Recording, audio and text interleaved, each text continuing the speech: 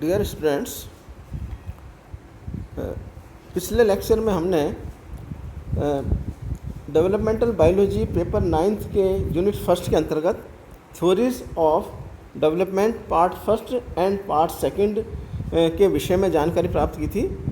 आज हम unit first के chapter second gametogenesis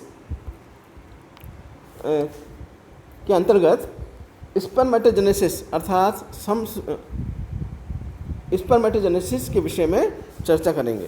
my self doctor Rajesh Kumar, department of zoology, SPC, government college Ajmer. Now definition of gametogenesis. What is gametogenesis? Gonads अर्थात जनन में 2n द्विगुणित primordial जन्म सेल्स प्राथमिक जनन कोशिका अर्थात PGM के द्वारा हैप्लॉइड गैमेट्स का निर्माण युग्मक जनन कहलाता है। ये दो प्रकार की होती हैं, स्पर्मेटोजेनेसिस अर्थात शुक्राणु जनन एंड oogenesis अर्थात अंड जनन। What is spermatogenesis? टेस्टिस की प्राइमोर्डियल जन्म सेल्स द्वारा स्पर्म का निर्माण स्पर्मेटोजेनेसिस या शुक्र जनन कहलाता है, जबकि ओवरी की प्राइमोर्डियल जन्म सेल्स द्वारा ओवम का निर्माण oogenesis या अंड जनन कहलाता है। जैसा कि हम जानते हैं कि हर्माफ्रोडाइट एनिमल्स में मेल एंड फीमेल गैमिट्स एक ही प्राणी द्वारा उत्पन्न किए जाते हैं, अर्थात उभयलिंगी जंतुओं में मेल और फीमेल गैमिट्स एक ही प्राणी द्वारा उत्पन्न किया जाता है, जबकि यूनिसेक्सुअल एनिमल्स में मेल द्वारा स्पर्म और फीमेल द्वारा ओवम का निर्माण प्राइमोर्डियल जर्म सेल्स द्वारा संपन्न होता है। नाउ स्पर्मेटोजेनेसिस अर्थात शुक्राणु जनन। सभी वर्टिब्रेट्स में एक जोड़ी टेस्टिस मीजोरकियम नामक कनेक्टिव टिश्यू द्वारा जुड़े रहते हैं। प्रत्येक टेस्टिस हजारों सेमिनिफरस ट्यूबुल्स अर्थात शुक्र जनन नलिका के द्वारा निर्मित होता है। ये ट्यूबुल्स चारों ओर से ट्यूनिका प्रोपिया नामक मेम्ब्रेन से ढकी रहती हैं। इसके भीतर जनन उपकला स्तर अर्थात जर्मिनल एपिथेलियल लेयर पाई जाती है। जर्मिनल एपिथेलियल लेयर जनन उपकला स्तर में दो प्रकार की कोशिकाएं पाई जाती हैं, सोमेटिक सेल्स अर्थात कायिक कोशिका एंड जर्म सेल्स अर्थात जनन कोशिका। स्पर्म द्वारा सपोर्ट तथा न्यूट्रिशन सर्टोली सेल्स द्वारा प्रदान किया जाता है, जबकि स्पर्म का फॉर्मेशन जर्म सेल्स द्वारा किया जाता है। वर्टिब्रेट्स में स्पर्म का प्रोडक्शन होलोगोनिक टाइप अर्थात पेरिफेरल पार्ट से सेंट्रल कैविटी की ओर होता है, जबकि इंसेक्ट और निमेटोड अर्थात एस्केलेमिन्थीज जिसमें राउंड वर्म्स एग्जाम्पल होते हैं, इनमें टीलोगोनिक टाइप शुक्राणु का उत्पादन होता है अर्थात प्रॉक्सिमल पार्ट से डिस्टल पार्ट की ओर होता है। ना स्पर्मेटोजेनेसिस एक कंटिन्यूस प्रोसेस है तथा एक ही टेस्टिस में इसकी डिफरेंट स्टेजेस को देखा जा सकता है। नर एनिमल के टेस्टिस की जनन कोशिकाओं के परिपक्वन की विधि को शुक्राणु जनन कहते हैं। इसका अध्ययन दो शीर्षों के अंतर्गत किया जाता है। पहला है फॉर्मेशन और स्पर्मेटिड और दूसरा है spermiogenesis. Now first, formation of spermatid also called as spermatocytogenesis.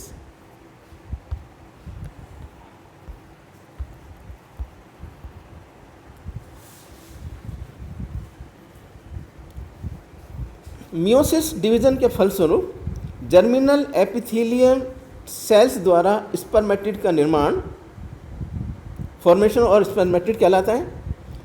Spermatid का निर्माण टेस्टिस की प्राइमोर्डियल जर्म सेल्स में प्रारंभ होता है, जिसे तीन फेजेस में बांटा गया है: multiplication phase, growth phase and maturation phase. Now first, multiplication phase.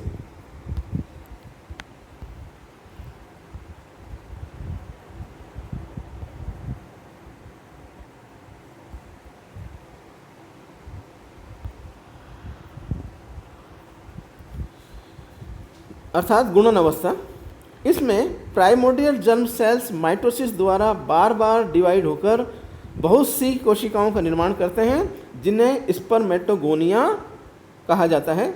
और स्पर्मेटोगोनिया द्विगुणित कोशिका अर्थात 2n नंबर ऑफ क्रोमोसोम होता है। नाउ ग्रोथ फेज और वृद्धि प्रावस्था। स्पर्मेटोगोनिया में जैसा कि चित्र में दिखाया गया है, माइटोसिस रुक जाता है और ये जर्मिनल एपिथेलियल सेल्स से न्यूट्रिशियस मटेरियल एकत्रित करके आकार में वृद्धि करती है और वृद्धि करने वाली इन कोशिकाओं को प्राइमरी स्पर्मेटोसाइट कहा जाता है। ये भी द्विगुणित कोशिकाएं होती हैं। नाउ थर्ड, परिपक्वन प्रावस्था या मैचुरेशन फेज। परिपक्वन अवस्था में प्रत्येक प्राइमरी स्पर्मेटोसाइट में पहला मैचुरेशन डिवीज़न मियोटिक टाइप का होता है, जिसमें क्रोमोसोम समान रूप से दो डॉटर सेल्स में वितरित हो जाते हैं, जिससे फर्स्ट मैचुरेशन डिवीजन द्वारा निर्मित दोनों डॉटर सेल्स में क्रोमोसोम की संख्या पेरेंटल क्रोमोसोम सेल से आधी रह जाती है, जिन्हें सेकेंडरी स्पर्मेटोसाइट कहा जाता है।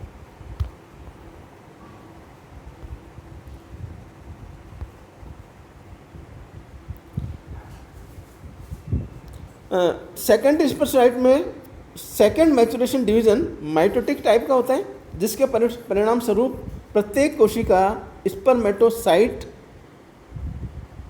दो इक्वल सेल्स में डिवाइड हो जाती हैं, जिन्हें स्पर्मेटिड कहा जाता है। यह हैप्लॉइड सेल होती है।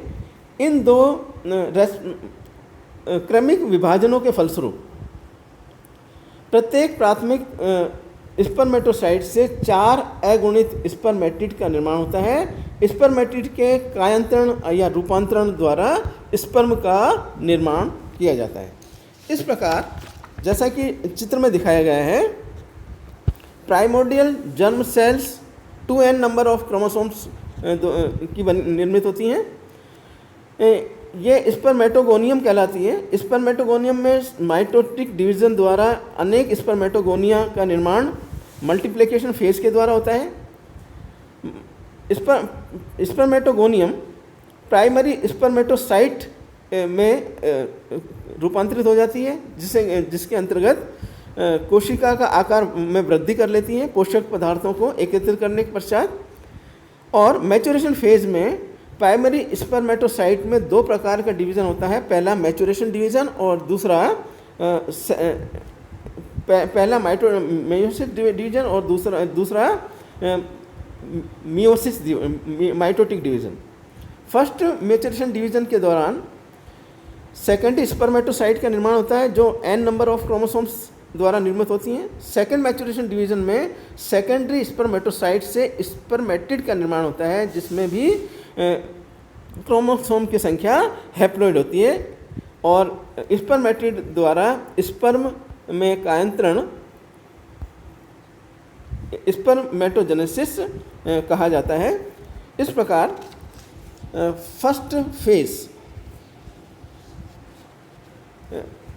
स्पर्मेटोजेनेसिस के अंतर्गत जो फर्स्ट फेज है फॉर्मेशन ऑफ स्पर्मेटिड, इसके अंतर्गत स्पर्मेटिड का निर्माण प्राइमोर्डियल जर्म सेल्स द्वारा किया जाता है।